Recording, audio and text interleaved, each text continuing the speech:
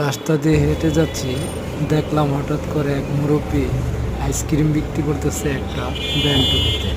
তো দেখলাম অনেক বাচ্চারাই ওখান থেকে 10 টাকা, 20 টাকা, 30 টাকা দামের 3 কালার 4 কালারের আইসক্রিম কিনে যাচ্ছে।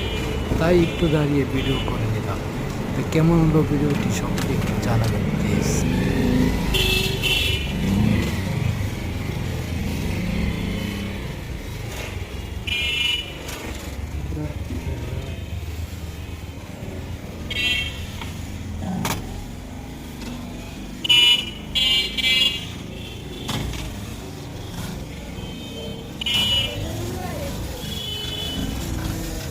আর তারপর ভিডিও করবো।